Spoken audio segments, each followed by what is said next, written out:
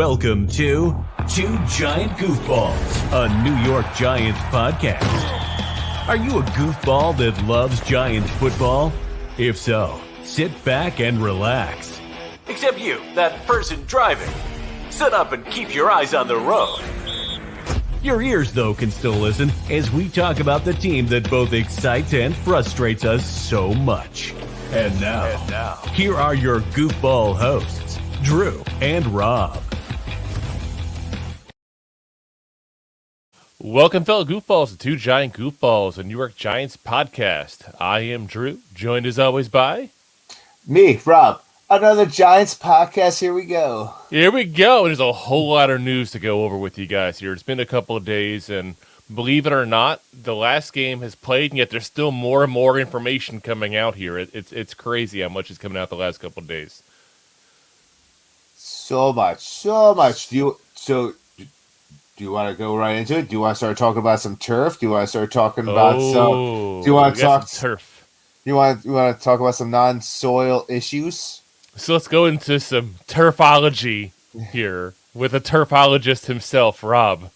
I don't know nothing about AstroTurf, but don't you play coy there? You are a turfologist, certified turfologist. So. Yeah, so after all of this talk all year long, I should say last couple of years, it seems like we've been talking about turf as long as we've been talking about Daniel Jones, basically. Metlife will finally get new turf. So we'll get new turf here. So the same turf they actually use in both New Orleans and in Seattle. And, it's one of the concerns I had going into this offseason because our turf has such a bad reputation for messing up knees that you wondered if it was going to hurt as the Giants went to go look at getting free agents this offseason. Because I'm telling you this, if I was a free agent, I'd be looking at that. I mean, look at our rookie class with all that MCL injuries. Yeah, you don't have to look hard for them. They're at the hospital. Yeah. Every single one. Wow. It's like every single one of them got injured this year except for one, and most of that was pretty much all knee issues, MCLs, ACLs, all the ACLs and the CLs. And well, Beavers had the ACL, but majority of our squad, like Thibodeaux at the beginning of the year, MCL, like Wan'Dale Robinson, ACL.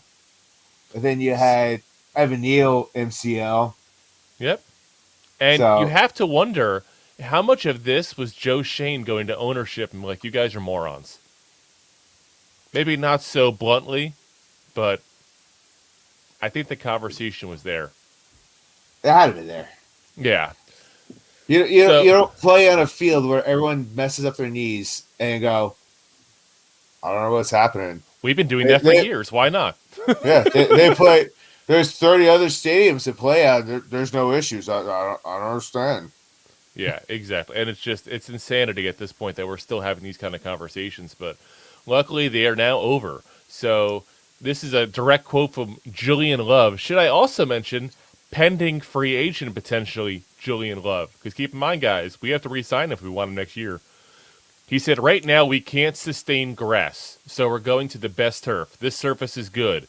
It is the safest out there from a numbers perspective. They did all their due diligence. Ronnie Barnes looked at everything, and Mara was very involved in the negotiations and the talks.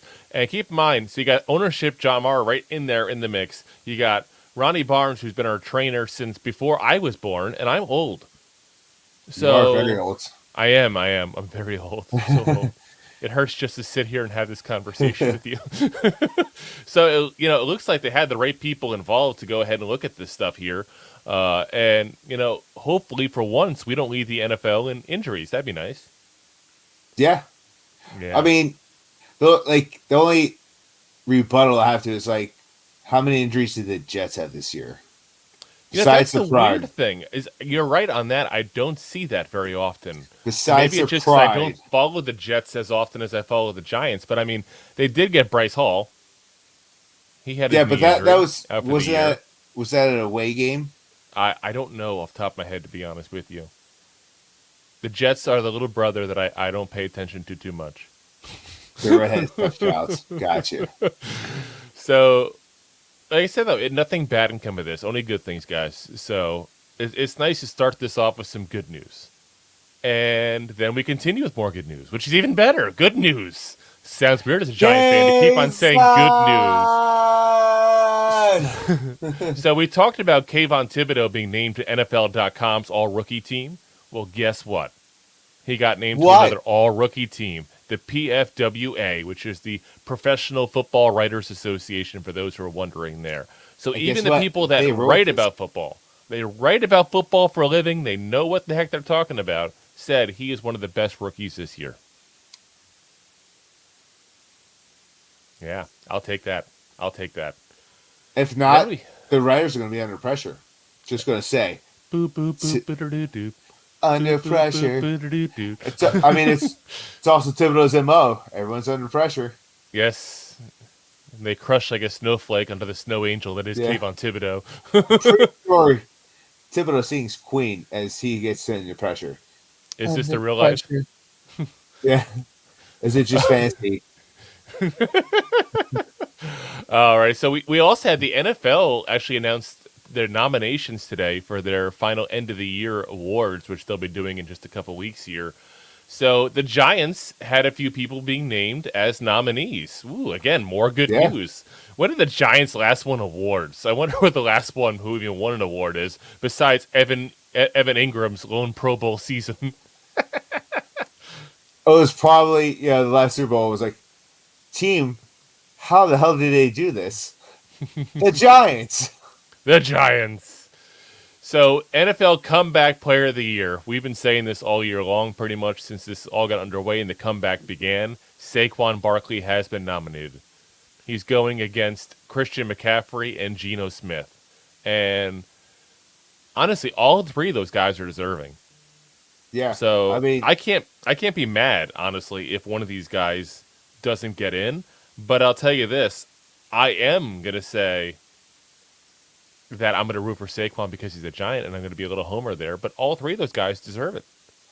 Listen, all three of them definitely need to be in this category.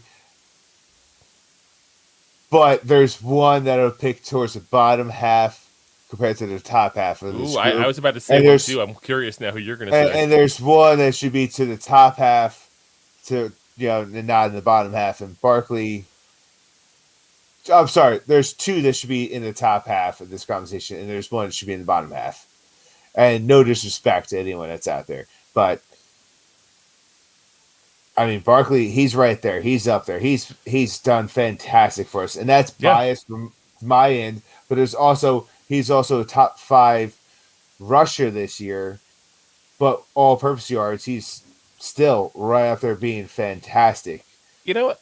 Here's how I look at it. Saquon's had the best individual year of these three guys.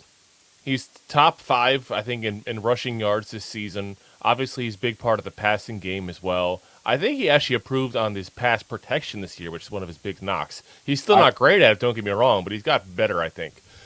Then you go to Christian McCaffrey, who was obviously traded over to the 49ers, and his team had the best year of these three. So I think that's part of why he gets that. And then you go to Geno Smith, who plays the biggest position. But here's the thing. Geno Smith didn't come back. He's been there the whole time. He just stopped sucking. Like, if there was a Stop Sucking of the Year award, like, there we go. Let's give it to Geno. Kudos, Geno. You got the Stop Sucking of the Year award. But he didn't come back from anything. McCaffrey and Saquon came back because last year Saquon was trying to come back from injuries, and this year he finally did. And Christian McCaffrey, same thing the last couple of years. Those guys came back. Yeah, no, 100%. So, like you said, Geno Smith never went anywhere. He was just a second-string quarterback. Yep. So, like, his comeback is... If not third. Yeah. To a starter, like a legit starter this year. So, yeah, he's come back, but he's also in the latter part, I feel like, of this conversation. Christian McCaffrey is still a top 5 running back, and he's also a versatile running back. He's not just the guy that just runs. He also will catch the ball for you in the backfield. Must take one. Yeah, 100%. So it's almost unfair to... It's almost like I could appreciate a tie if they gave like a tie, like a co-comeback player of the year to both Saquon and Christian McCaffrey. Yeah. I think that's fair, honestly. I think the biggest kudos this year is hey, McCaffrey, you didn't get hurt this year? Comeback player. Basically what happened. But, I mean, you can say it with Saquon because he didn't get hurt after being hurt the last couple of years. He did have the shoulder injury, but he never missed any games that he chose to miss because he didn't play the last game, but that was a resting kind of thing more than anything else. Yeah, that's so, a little different. We do got to get into the rumors here of Saquon and his contract, though, too. We talked about how it's been rumored he's been offered $12 million a year in the last episode. Rumor has it. He's also come out and said, I'm not looking to reset the market. Well, now the rumor is, he's not going to reset it, but he's looking to tie it. So he wants $16 million a year, which is what, ironically enough, Christian McCaffrey, we're talking about him. That's what he got. Yeah, So, he's not looking to reset. I have not heard that rumor yet, but I was going to bring it up tonight as a very clever play in words because it doesn't mean you're looking for $17 million. It doesn't mean you're looking for 16.5, but you want what the best running back's getting. Yep. And I'm telling you, he better be careful because if we re-sign Daniel Jones before the tag deadline, he's going to get tagged. He's going to get tagged. And I think the tag is under $10 million. No, it's 10. I think it's 10.1. Why? Okay. I thought it was just under, but either way, it's less money he's being offered at the $12 million. So, Saquon, dude, I get it. Take all the money you can, man. Take all the money you can because it's a rough sport, and especially at that position, you never know how long you're to get that money for. But don't shoot yourself in the foot. Don't pull a Plexico. Or in the hamstring. Don't pull a Kadarius. So, like I said, we'll have to sit there and watch to see what happens, guys. But I want to make sure you're aware because that's the latest rumor of what he's looking for. So we'll see how true or not true that is because, rumors are rumors. So we have another award with a Giant being nominated, and that is NFL Coach of the Year. Surprise, surprise. Surprise. They've always been talking about this. Surprise! Week 4, week 5. Yes. Basically since the winning streak started. I should say since basically the last play by the Giants offense on the Tennessee Titan game because going for that win, set the tone for this whole season. It really did. Yeah. That is the most important play of this entire year. So, obviously, Brian Daboll is one of the people that are nominated. You also got Nick Sirianni of the Eagles. Boo! Oops, that came out. Sorry, it just came out. Kyle Shanahan. Kyle Shanahan of the Super Bowl bound 49ers, hopefully. Sean McDermott of the Bills. And Doug Peterson of the Jaguars. So, I mean, really, you can't say anything bad about any of those guys. All of them did an excellent job this year. I will say this. When I look at people who are coaches and they go for Coach of the Year, I look at two things. I look at how much did the team improve and what kind of team does this guy have? And what they do with the team. So, if you want to start talking about that, right? Doug Peterson has done a fantastic job. As much as I don't want to give that man credit for anything, what he's done down in Jacksonville, he's give him the credit, man. He deserves it. He absolutely deserves it. He does. I'm just saying, as a former Eagle, it's hard for me. Bad taste in my mouth. He's gone. It's okay. It's okay. It's okay. Still, he's not there. No, he's been rinsed. He's been rinsed by the salt water at Jacksonville beaches. Okay. He's done a great job down in Jacksonville, so he needs to be in that conversation. Yes, he also took a losing team, made him into a winning team, and got him to the playoffs where they won a game. Playoffs, just like the Giants. And then you want to talk about Sean McDermott? You were in the playoffs last year, so yeah, he's the one guy that I'm you know what? They did not do bad, but they did what you expected. Yeah, they were actually, if anything, they should probably be playing this weekend. Yeah, so I'm saying I could. That's the one guy I would say out of that list immediately. Yeah. And no offense to any Bills fans out there, because I root for the Bills because I got a good friend who's a Bills fan there. But in the end, I just saying circle the wagon. Yeah, he just did what he was supposed to do. Yeah, I mean, listen, what the Bills have done since he's got there has been phenomenal. So you can't take that away. Oh, yes. And it's the same thing with Shanahan. But this year, this is a this year award. Yeah. This year, you could sit there and say he did what he was supposed to do, nothing more, nothing less. That's not an award. That's Yeah, how you did your job. You got a paycheck. That's here's your not losing trophy. Yeah, exactly. Well, he did lose eventually, but Yeah. see, and where we'll go with Kyle Shanahan, I'll say it differently. It's not just because he won like he's supposed to. He won with all the QB issues they've had going around. That takes some coaching. You know, he went from, this is his third starting quarterback. He went from Trey Lance to Jimmy Garoppolo to Brock Purdy. And, I mean, he's really got Brock freaking Purdy this close to be one game away from getting to the Super Bowl as starting quarterback. Like, that's coaching. Listen, if they win the Super Bowl, he's coach of the year. Like I said, he's a legitimate candidate to me because of that. Yeah. You know, I mean, that's just that takes some coaching, like I said, to go to a Mr. Irrelevant quarterback and not like try to make the scary move of going to get whoever the hell is out there. You know, he could have called out Cam Newton or somebody like that and like, hey, just be a game manager. No, he's like, I got this guy. I think he's their best chance. Let's go with it. And he did. He did just that. So Nick Sirianni, let's talk about him for a moment because I hate to give kudos to any Eagle. You know that. Like I said, I can give it to Doug Peterson because of the fact he's gone.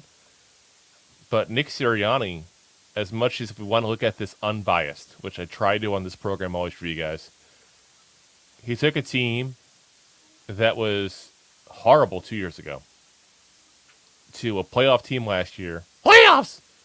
Playoffs! And then this year to the best record in the NFC. That's coaching progression, and that's a damn good job. Again, I hate to give the guy credit because he's an Eagle. But also, at the beginning of the year, you're right, and he has done a good job, and I don't want to take anything away, but they were also predicting the Eagles will go this far at the beginning of the year. So he's also doing what he's supposed to be doing. But it's one thing to predict it. They predicted it because he hasn't done it before. This was still a leap forward in progression for the team. I'm not trying to take Sean McDermott, where I'm saying that he didn't leap. There was no leap. No. I'm just trying to say, if we want to talk, objective, like you also have to put the cards in the basket. Like, he was supposed to go back to the playoffs this year. He was supposed to have a good year. Granted, like he literally like. What did the Eagles win last year? Last year, what, 9-10 wins? Yeah, they basically did what we did this year. I mean, that's what I'm saying. And now they're best. Don't tell me right now that if we get a couple free agents and we get to the NFC Championship game next year, you're not going to be screaming for Brian Daboll to be Coach of the Year again. Of course, because I'm biased. But I'm just saying. So let's be unbiased for a second and recognize what Nick Sirianni. I am. I'm just trying to say. I know, and I'm just trying to say, let's be unbiased here. We can put our bias caps back on after we're done talking about award people. I'm just saying, I think any of those guys, except for Sean McDermott, has a say in saying they deserve that award. And I'm going to say Brian Daboll only because of the fact he did it with the least amount of talent. It's not even trying to be a homer. He did it with the least amount of talent possible. Doug Peterson followed up Urban Meyer. I can look good as a coach after Urban Meyer. Yeah. Kyle Shanahan had a team that's gone to the playoffs multiple years in a row. Nick Sirianni had a team that went to the playoffs last year. Daboll had a worse roster than last year, and we had, one of the top 5 worst teams in the NFL last year. 4 wins. So, yeah. But if you want to follow up Urban, man, all you have to do is not go to strip clubs. Just exactly. And listen, Doug Peterson may have. It's Jacksonville. Duval! Who knows what goes on there, man? Ooh, I'll just tell you this. You don't want to go to those ones. That's the trashy part of Florida. Win. Yeah. That's the trashy part of Florida. You win. Yeah. But on the positive side, Brian Daboll did win a Coach of the Year award. This is where it gets very confusing. We talked about Kayvon beginning all-rookie team a couple weeks ago, and now he's named to another one. Now you got Brian Daboll nominated for an award and then winning another one. Like, get your awards together, people. Because I saw that myself. We talked about this before the show, and I was like, oh, did Daboll just win Coach of the Year? And then I realized, no. They have the 53rd Annual 101 Awards, which is a totally different award show. And Brian Daboll won as the NFC Coach of the Year because they do break it up by conference. So, but he won. Out of the 16 guys, keep in mind that, you have what? Nick three of those guys. and I'm saying 3 of those 5 guys that we just listed were also competing for this, and they lost. So that just tells you he's got a good chance of winning the actual NFL one. Past winners of this award, Bill Parcells in 86. Well, past Giant winners, I should say, of the award. Bill Parcells in 86, Dan Reeves in 93, and Jim Fossil in 97. I cannot believe... Well, yeah, that's no poorly timed joke there. He did die this offseason. Oh, shit. Womp. But, yeah, I'm surprised that Tom Coughlin never won. Considering he got us to 2 Super Bowls and, none of those teams were dominant teams, I'm surprised he didn't win. But, I mean, if you're going to say I'm a Giants coach, my first year I get included with the likes of Parcells, Reeves, and Fossil, you did something right. Good. You're in good company. Yeah, you did something right. So, other awards, I'll give you guys real quick the rundown, even though no Giant got nominated for the rest of the awards. So I'll just run by it real quick. Yeah. NFL MVP finalist, Joe Burrow, Patrick Mahomes, Jalen Hurts, Josh Allen, and Justin Jefferson. And I'm going to say this, again, I'm trying to be unbiased, guys. Jalen Hurts should win. Look what happened when he went down. That team went to crap. It's MVP, most valuable player. It's not best player, most valuable player. If it was best player, it's Patrick Mahomes, hands down. But we also, I think, Chiefs probably be crap without Mahomes too. So, 100%. I mean, I don't think it's that cut and dry. Like, yes, Jalen Hurts. If I got a vote. As much as I don't want to admit it, I already admitted it 19 weeks ago. Plus, Jalen Hurts to me last year did not look like the answer for Philadelphia. Nope. When he came back this preseason, you could see the amount of work that man's done, the amount of work he's done with the coach staff, the amount of work he's done physically, the amount of work he's done technically. He really learned the system, the calls, and he made himself develop around those, and he has been fantastic for Smellodelphia. This hurts now. We're losing viewership just talking about Jalen Hurts. I can see the ticker going down. Yeah. But the live feed, I can see it going down. Like, no. But I mean, if you're MVP finalist, like for me, yeah, he should be up there. I don't know if he wins. Josh Allen, I won't go Allen. I think it goes Mahomes or. Oh no, I'm saying I don't know if he should be in the top half of this conversation of the guys out there. Justin Jefferson, he definitely excelled that offense with Kirk Cousins because Kirk Cousins is kind of like your. He'll pop up again in a minute, I think. Yeah, most likely. I'm just saying. But Mahomes, once again, like you said, can they run that offense without him? Probably not. Well, they did get a 95-yard drive was the last weekend without him. Touche. And to me, Burrow has... Hey, Bobby Boucher. Bobby Boucher. No, I said Burrow. Burrow has really, he kind of undergoes. He's a good leader. Don't be surprised if he wins as well. Yeah. I mean, honestly, I would say Burrow, Mahomes, or Hurts, and I take the 2 out of it. It's hard. Either one of those I can be okay with. Let's move on to offensive. The NFL Offensive Player of the Year. Offensive Player of the Year.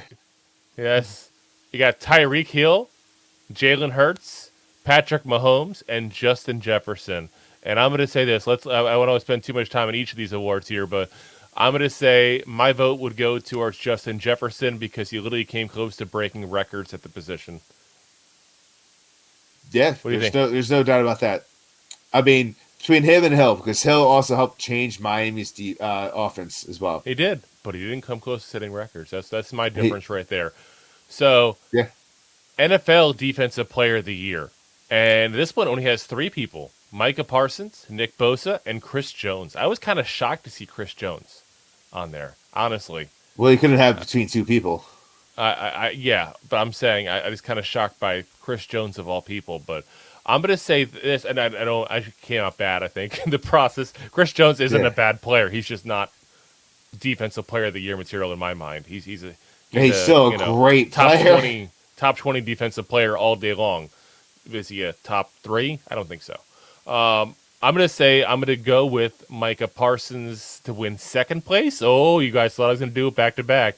And I think Nick Bosa should get it because of the lack of support he has around him. Micah Parsons has 4 or 5 other pass rushers around him that have done very good this year and had 6 or 7 sacks at least each.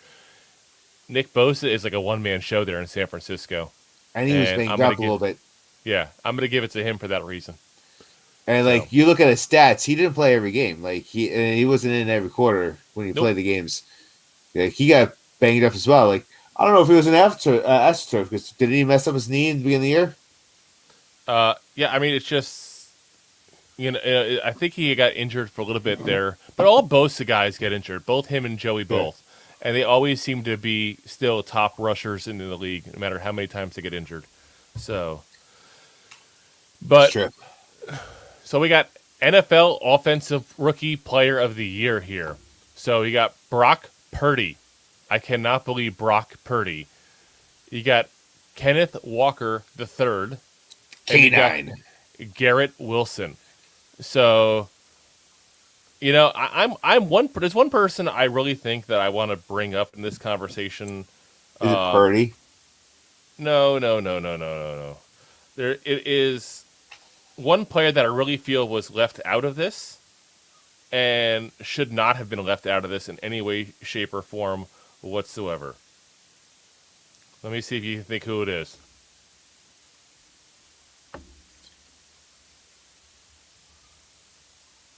Who are we talking about here? Who do you think? Dameon Pierce. Dameon freaking Pierce. The man was a one-man show in Houston. He had nothing around him whatsoever. And the fact that he was not included in this... I just forget about Houston a lot. I'm sorry. Obviously, you're not the only one. He had 939 yards. And with that offense, literally your whole job was to stop him. And they couldn't do it. So I think he wouldn't have won, don't get me wrong. But I think he should have been included in the nomination process. Yeah, no, you're 100% right. I'm going to say that. I'm going to also say Brock Purdy played 5 games. I can't give a guy 5 games an award. So I'm going to give it to Garrett Wilson in the end. I think Garrett Wilson is the guy who should get it because in the end, this man had to get balls thrown to him by the likes of, Zach Wilson, and Mike White, Joe Flacco, and he still put up 1,100 yards. 1,100 yards as a rookie. And again, from a lot of this season, you knew who you had to stop. For half the season, they didn't have a running game because their running back got injured halfway through. And this is who you had to stop. And you knew he had bad quarterbacks throwing the ball. So you knew he'd be the guy you're going to go to because you need, the bad quarterback has tried to take advantage of having a really good receiver. And they couldn't stop him. Just saying, this guy should easily win this in my mind, personally. Can't stop, won't stop. Got a little Red Hot Chili Peppers in my head now. So who do you got? Who do you got for that one? It's a toss-up for me between K9 and Wilson because you're absolutely right. 100%. You had 3 terrible quarterbacks thrown to a great receiver. But, I mean, Kenneth Walker III, K9, man, he also has played fantastic this year. And he literally helped boost Geno's game, in my mind. Here's my thing, though. He still played on a good offense. He was in a passing game with 2 really good receivers. And I'm not trying to take that away from him as far as his year overall, but when you have an award like this, you're cutting hairs. Just by default, you're cutting hairs. So I'm going to cut the hairs, and that's why I say that I want that to go to Garrett Wilson personally. Yeah, I think you're right. I think that's Alrighty. So the last award for the NFL here, defense. NFL Defensive Rookie Player of the Year. Defense. We have another Jet, Sauce Gardner. Maybe the We best have- name in football. Yes, and honestly, I'm still upset the Giants didn't get a chance to draft him. I would have taken him over Kayvon in a heartbeat. I was a big Sauce guy coming out. Aiden Hutchinson and Tariq Woolen. So 2 corners and a pass rusher. And we have Ken chiming in here saying Sauce. And I got to say, I'm with him on this. I'm going to go with Sauce Gardner as well. And that's 2 rookie award-winning seasons by the Jets here, which just shows you how much they are really just 1 quarterback away. But yeah, that's my guy I'd go with in that one there. That guy was incredible this season. Not to take away from Tariq, he was an amazing season as well. Aiden Hutchinson, great player, but he had great games, and he had games I don't want to say he took off, but his presence wasn't as felt as much. Yeah, definitely Sauce. Besides his name, also played fantastic. Yeah. He had a stellar year. When he got hurt too and he got banged up, like you saw a difference in that team. Oh yeah. And that's a rookie. So before we let you guys go, we also have to give you guys some coaching updates here with our staff here, because we're all watching intently going, are we going to keep Kafka? Are we going to keep Wink? So the news coming out actually is very positive as a Giant fan. So not very positive as far as, one of our coaches, but very positive as far as, a Giants fan. And real quick, because Ken just chimed in again, says the Jets need to get Rodgers so he can get the hell out of my division. Coming from that lonely Bears fan. I'll say this real quick, Ken, to you there. I don't think he goes to New York because I don't think he can handle the New York media. I don't think he can. I think it'd be like remember when Randy Johnson, the amazing pitcher, went to the Yankees and got like a fist fight with a camera guy and all. It's going to be like that all over again. He would not deal well with that personally. Though, if I'm the Jets and I can get him for the right price, I'm taking the shot. That's for sure, because you're a quarterback away there, and the Jets need to get a ring. It's been too long. So Joe Namath. It's been that long, guys. It's been that long. So let's go over those coaching news here. So Mike Kafka has his second interview with the Texans coming. And I did say good news, and that's the worst news I'm going to give you guys this segment, I promise. So, keep in mind it's just a second interview. It doesn't mean anything's finalized. But the good news is he completed his interview with the Panthers a while ago, and they still haven't asked him for a second one. The only ones that we have so far with a second interview there are Frank Reich, who was the coach of the Colts for many years up until midway through this season, and Steve Wilkes, who was their interim coach for this, the 2/3 of the season this time, the former coach of the Cardinals. And honestly, my pick, who should get it because of the job he did this year with them. Especially after they had the fire sale. Oh, yeah. Well, fire sale would just turn out to be just McCaffrey. If you think about it, all they got rid of was McCaffrey, really. No, they also got rid of the receiver, right? Robson? They talked. Robbie Anderson. Oh, no. Right. Robbie Anderson got rid of Robbie Anderson. Oh, yeah, that's true. He was a schmuck and an issue on the sideline, same as he was when he was a Jet. So they got rid of him. That's what it boils down to there. That was going to happen regardless once he started causing trouble. So both Mike Kafka and Wink Martingdale also completed their interview, as mentioned earlier, with the Colts. The Colts are now doing second round of interviews. So they're doing their second interview with Jeff Saturday and the Broncos defensive coordinator. Saturday. Ejiro Evero. The rumors are there's going to be a second interview for Eric Bieniemy there as well. But no second interview, like I said, has been scheduled with our guys. So this is, like I'm saying, that they did have some interviews, but there's only one second interview with the 3 interviews they had. So that's not bad news for the Giants. Really, it's not. Because I was expecting to lose one. And now I'm thinking we might not. So if we do lose Mike Kafka, let's say, for example, he does go to the Texans, we do have other interesting news, and that is Davis Webb has expressed interest in transitioning to a coach, and that's according to Adam Schefter. I guess he had his one game he started. He got his one he got a passing and a running touchdown. And I guess he's just done. He's just like, yeah, I'm good. I got my TD. He's going to have that ball over his mantle on his fireplace for the rest of his life. Listen, I would. You kidding me? Hell yeah. I don't give a damn. It was a worthless game and a worthless touchdown when we were already done. I'm putting that thing 30 years he's going to tell his grandkids, hey, your grandpappy over here threw that ball into the end zone. Believe it or not, Kenny Galladay caught it. Week That's 18. a bigger story. If you had told me at the beginning of the season who was more likely to get a touchdown, Davis Webb or Kenny Galladay, I probably would have said Davis Webb too. Well, I mean, they both got it. But, I mean, the interesting thing of that is, he was going to be the QB coach last year for the Bills before he decided to go and, do one more year as a player. So it makes you wonder if they go ahead and, make the Texans go ahead and make an offer to Kafka, does Shea Tierney then become the offensive coordinator, who is now the quarterback's coach? Because let's be honest, I assume he had a hand in the success of, Daniel Jones this season. So yeah, I'd give that guy a shot, potentially at the OC. I'd still talk to other people. Don't get me wrong, but I would definitely give him a shot for the interview. Same as if Wink ever was to go, I'd give Jerome Henderson a shot at defensive coordinator or secondaries coach, because he's been amazing with both the last two regimes. But yeah, I mean, assuming if Shea Tierney moves up, then you got, Davis Webb becomes a quarterback coach. But I think it's pretty obvious that he would be a quarterback coach. A coach with us either way. Maybe an offensive assistant of a random nature, maybe an offensive quality control coach or something.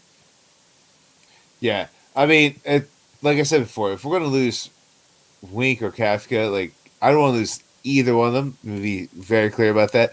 Yeah. But majority of the plays and the schemes that came around was developed by our head coach, Brian Daboll. I will say that Kafka did bring in some of the KC offense, though. I don't want to give it all to him. He did. I'm not trying to say everything, but I know you're not saying it. I'm just making sure, because if anybody's watching or listening for the first time, I want to make sure they're aware that we are definitely not taking full credit away from Kafka, but we are saying it was a team collaborative effort.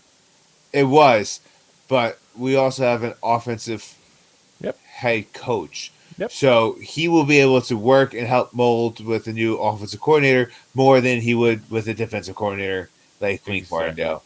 Exactly. So I would be more devastated losing Wink than it would be with Kafka. Exactly. That's all I'm trying to get at. We're on the same page there, that's for sure. So that's all the news we got for you guys today, though. So do keep an eye out, because we're going to have some preview episodes for you guys for the upcoming games this weekend. So we're going to do a preview episode both for the upcoming 49ers and Eagles, as well as also the Chiefs and the Bengals. So tomorrow night, we're going to be coming back here live for you guys with the 49ers and the Eagles. We know Eagles, aren't exactly a favorite of Giant fans, and people are anxious to hear our thoughts on the game. But also beyond that, we want to give you guys the info and give it a little time to get a little more information on Mahomes and his injury before we do that episode for you guys. As the Kansas City Chiefs returns. Yes. So if you haven't already, if you're watching live, first off, thank you. Second off, please hit that like, that subscribe button. Please share it onto your page so everybody can see it there. If you're listening out there in podcast land, hit that subscribe button there. And then go to Facebook, Twitter, Instagram, YouTube, all the different things you can do for us at that point to go ahead and like it on there. So we're currently streaming on YouTube, Facebook, and Twitter. We're going to be working on more soon, Instagram, Twitch, that kind of stuff there. So keep an eye out for that kind of stuff being added if you use those platforms as well. But in the meantime, do please go ahead and like those. And like I said, we'll be back here for you guys tomorrow night. We're back here for you guys Friday night. We want to give you guys the updates, even though the Giants are out. If you're like us, you're big football fans in general, you still want to watch the games. You still want to know what's going on. And we feel like you've been loyal to us and listen all year long while we're talking about the Giants games. We want to reward that by giving you guys the information on the games when the Giants are out, too. Just wait till the Pro Bowl preview show. That'll be a doozy. My favorite time of the year. Whoa, everybody's favorite game. That'll be coming next week. Woohoo. Flag football. So, once again, guys, thank you very much for watching. We do appreciate it. We know you guys have plenty of options of where to get your news on the New York Giants and the NFL in general. We appreciate choosing these two goofballs over here to be the ones to go ahead and do that with. So, as always, go G-Man! Go G-Man! G-Man! G-Man in tights. Thanks for listening to Two Giant Goofballs, a New York Giants podcast. We appreciate your support. If you made it this long, you must have enjoyed it. So I am sure you have followed us on all the social media platforms.